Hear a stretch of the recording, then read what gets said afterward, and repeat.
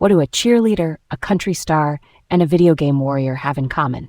It's Hayden Panettiere's career, all wrapped into one incredible run.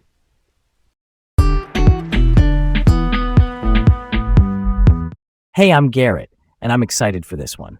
Welcome to Laid Back Learning with Leah and Garrett. And I'm Leah, truly eager to dive into a career that hits TV, film, music, and gaming, which is like a rare combo. Topic on deck, Hayden Panettiere, roles and discography. Let's set the stage.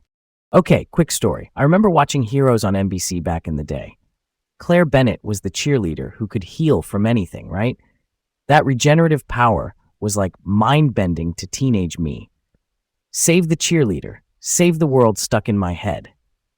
I followed Hayden after that. Bring It On, All or Nothing popped up, then Scream 4, and later Nashville. Every time I was like, oh, she's doing something different, and it's clicking. Let's open the book on this. Hayden Panettiere is an American actress and singer active from the mid-1990s through the 2020s. She moved across formats: daytime soaps, primetime series, feature films, animation, and even video games. When people name her biggest roles, three pillars pop up.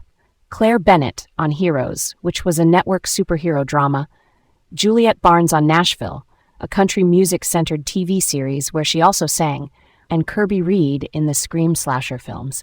That triangle kind of defines her public identity across different fandoms. Yeah, and that transition from child actor to adult performer was steady. She started young on soaps, which are those daily dramas with fast production schedules.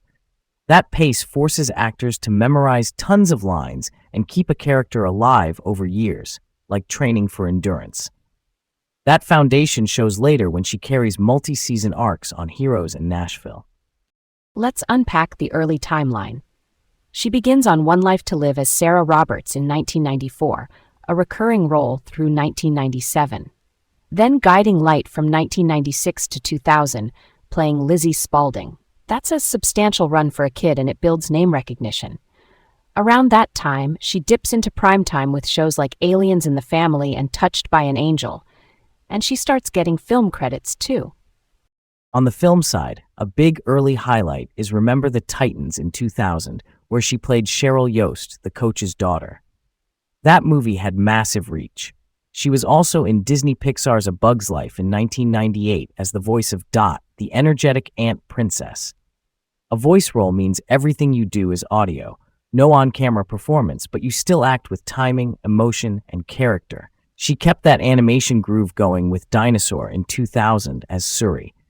And then there's Ally McBeal in 2002, the legal dramedy created by David E. Kelley. She joins as Maddie Harrington for 10 episodes in the final season. That's a crash course in quippy ensemble scenes. Plus, Law and Order Special Victims Unit twice, playing different guest characters years apart, which is a very Law and Order thing. Procedural, by the way, just means case of the week storytelling with a stable core team. That sets the stage for 2006 to 2010. Heroes lands, and Claire Bennett becomes the face of the show's hook. Save the Cheerleader, Save the World becomes pop culture shorthand. Mid-2000s network TV was deep into high-concept dramas, and Heroes was a pillar. She carries 73 episodes, and that's where the child actor endurance really pays off. Week in, week out, evolving a character who wants a normal life, but keeps being thrown into the extraordinary. While that was happening, she kept films in rotation, including Bring It On, All or Nothing, which is direct-to-video, meaning it skips theaters and goes straight to home formats or streaming. Then, in 2011, she pops up as Kirby Reed in Scream 4. Scream is the self-aware slasher franchise created by writer Kevin Williamson and director Wes Craven, famous for mixing scares with meta-commentary on horror rules. Kirby becomes a fan favorite, witty and sharp. And then Nashville arrives in 2012. That's a drama about the country music scene, first on ABC and later on CMT. Hayden plays Juliette Barnes, a rising star with ambition, vulnerability, and crucially, songs actually released in the real world. That's the smart crossover. The music is in character, but sold to us as actual singles. Songs like Telescope, Undermine with Charles Eston, who plays Deacon, and Wrong Song with Connie Britton, who plays Raina James, all showed up on the country charts. The standout is Don't Put Dirt on My Grave Just Yet. It moved roughly 470,000 sales in the United States, which is huge for a TV tie-in without a mainstream Hot 100 takeover. Quick note on charts: when we say U.S. country or country digital, that's Billboard's tracking of country radio play and digital song sales. It helps separate radio momentum from download-driven spikes. Nashville used that ecosystem well, releasing multiple volumes per season and complete collections, and even EPs credited as Hayden Panettiere as Juliet Barnes. Why did that approach work so well, you think? Because the songs doubled as plot. You watch Juliet live through something on Thursday night. Then on Friday you can stream or buy the track and relive the feeling.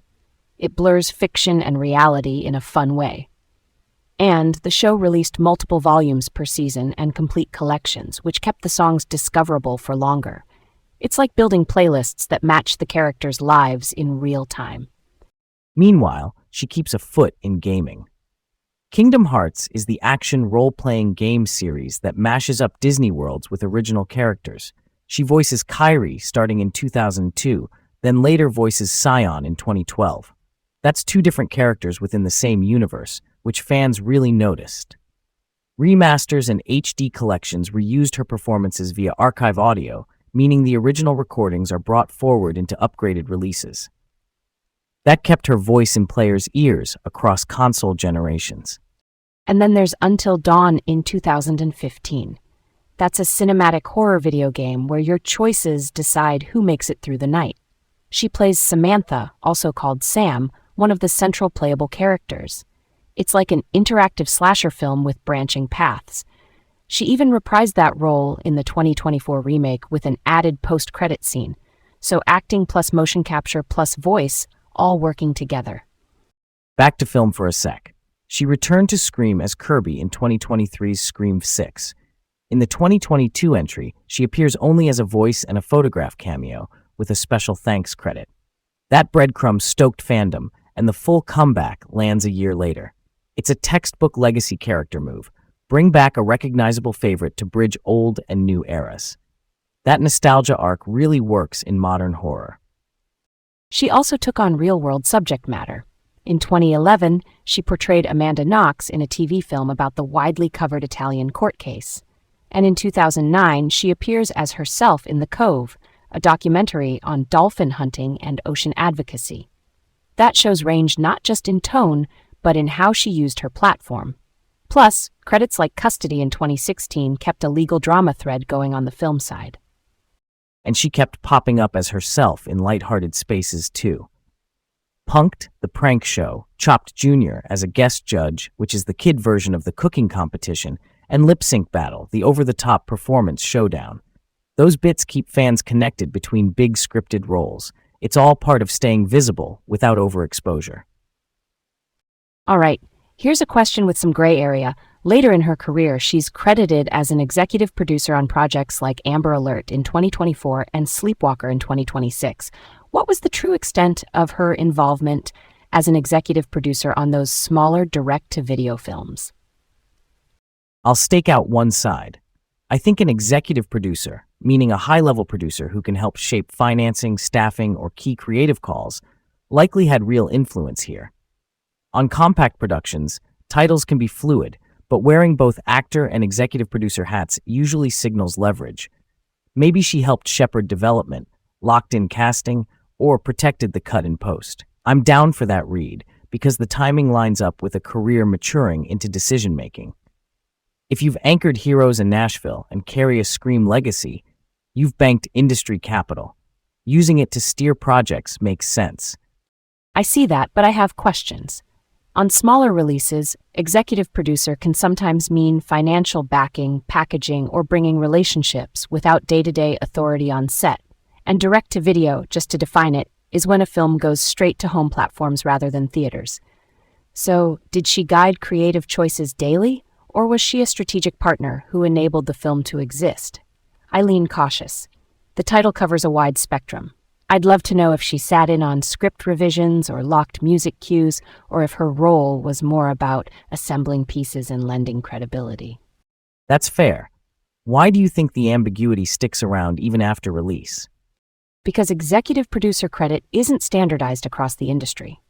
On one series, it's a showrunner-level creative boss. On a small feature, it can be a deal maker or a rights holder. Without production diaries or interviews spelling it out, it's hard to pin down. Real talk, it's probably a blend, access, taste, and some oversight, even if not minute by minute. Either way, it points to a later career interest in shaping outcomes, not just showing up to perform. That's pretty cool, right? Speaking of impact, her pop culture footprint is wide. Heroes helped define mid-2000s ensemble genre TV. Nashville bridged acting and real-world music sales, proving in-show performances could drive charts. Scream gave her a legacy seat in modern horror.